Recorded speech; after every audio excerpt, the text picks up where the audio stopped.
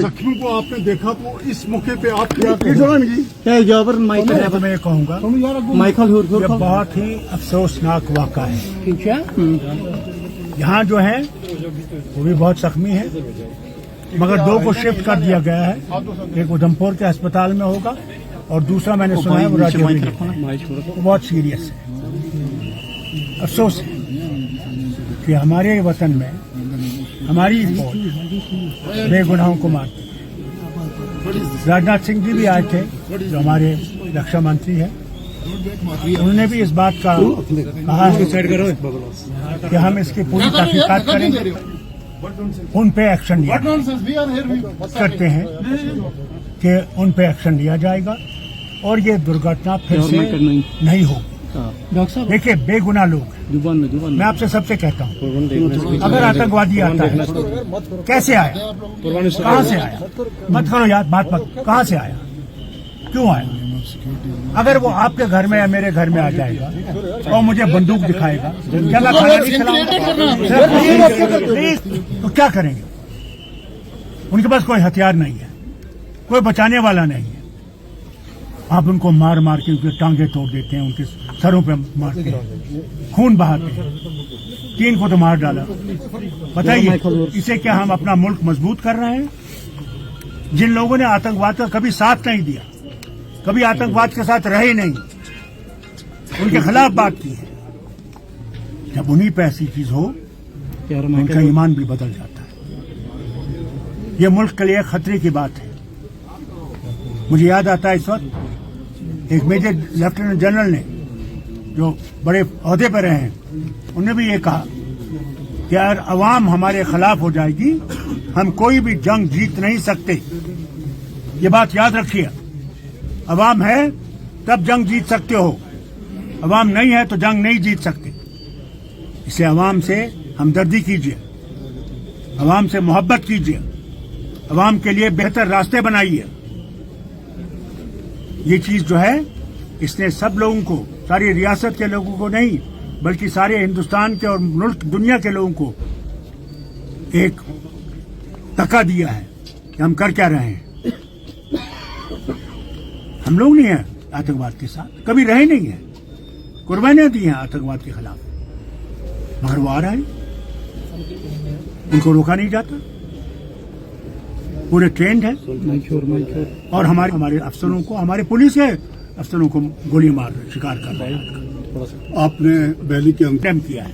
मैं जब से इसको देख रहा हूं 89 से मैंने इसका हर वक्त कंडेम किया है।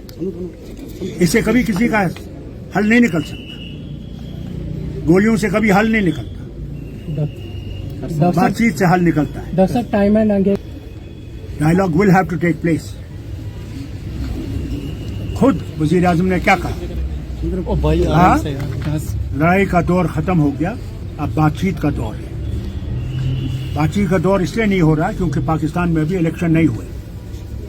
इलेक्शन होने के बाद जब वहां नई हुकूमत बनेगी और यहाँ पे भी इलेक्शन हो जाएंगे, मुझे पूरी उम्मीद है जो भी यहाँ भी हुकूमत बनाएगा वो फिर से बातचीत का एक माहौल पैदा करने की कोशिश करेगा। तो आपको लगता हम दुआ अल्लाह से कि वो दुआ शुरू हो और दुआ किसी नतीजे पर पहुंचे और हम लोग इस दुर्घटना से बचते रहें जो हमने आज इतने सालों से झेल रहे हैं। डॉक्टर साहब ऐसा कश्मीर के बारे में क्या कर रहे हैं वो मैं नहीं जानता, मगर मैं एक चीज जानता हूं कि कश्मीर ने 47 में साथ दिया महात्मा गांधी के हिंदुस्तान से, जिसमें हम सब बराबर हैं, वो हिंदू हो, सिख हो, मुसलमान हो, ईसाई हो, बौद्ध हो, ज़रास्ट्रियन हो, कोई भी हो, सब बराबर है।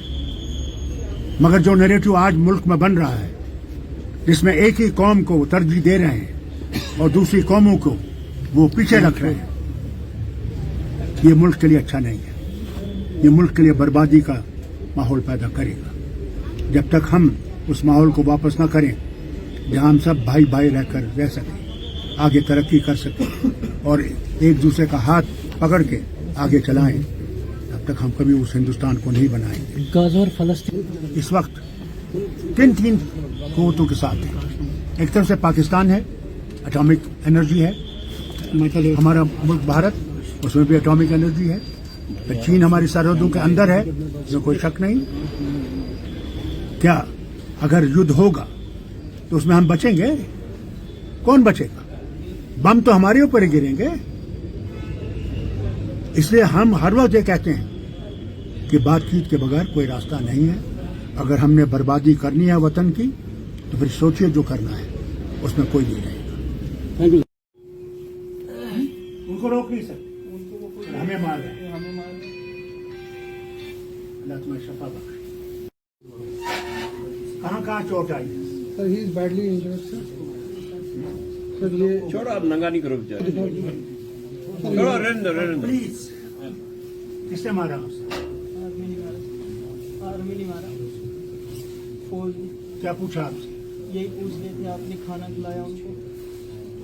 हाँ, यही बात थी। अल्लाह रहम करे। अल्लाह शफा बख्शे। सर गरीब आदमी, अल्लाह से मांगो कि अल्लाह हमें इस मुश्किल से निजात दे। गरीब उसके सिवा कुछ नहीं था। तुमने किया क्या था? दिहाड़ी लगा के खाना खाते थे। आप यकीन करेंगे, 8 दिन अगर मेरे घर में भी वो आएंगे बंदूक लेके, मैं भी खाना खिलाऊंगा। क्या करूं? बंदूक यहाँ पे रखेंगे, क्या करूंगा? क्या करूं? नहीं मारने वाले बचेंगे नहीं सर, उठेंगे नहीं हम, तो हम क्या करें? उठना पड़ेगा, हमें इसका मुकाबला करना पड़ेगा। जो एक बात मेरी याद रखना, अल्लाह के सिवा किसी से मत डरो। उसी के पास हमने जाना है, वही हमारा मालिक है। यह अजाब है, अल्लाह हमें आजमा रहा है, आजमा रहा है हमें। अल्लाह हमें इस आजमाइश से नजात दे। मगर अपने ही मारने लगे।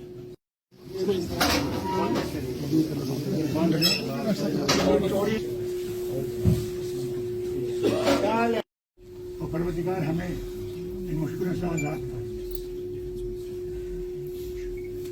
ईमानदारी से आजाद कर, इन गोलियों से आजाद कर,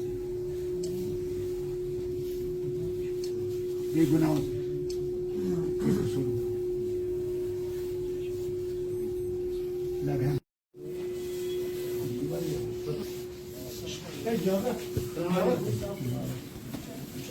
ऐसी तबीयत है, बेहतर हो। ऊंचे बोलो, ऊंचा बोलो। नहीं ऊंचा बोलिए सर, कोई बोल आपको मारा था बहुत मारा था।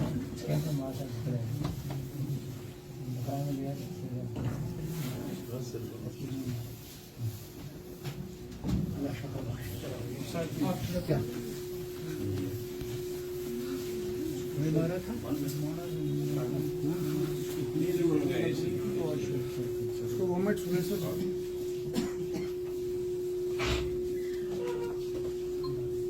अल्लाह की तरफ रुजू हो। हमें तमाम मुश्किलों से आजाद करो।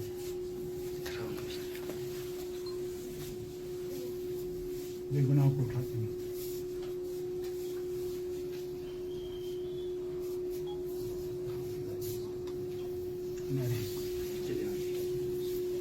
बाबा आप भी ठीक हो?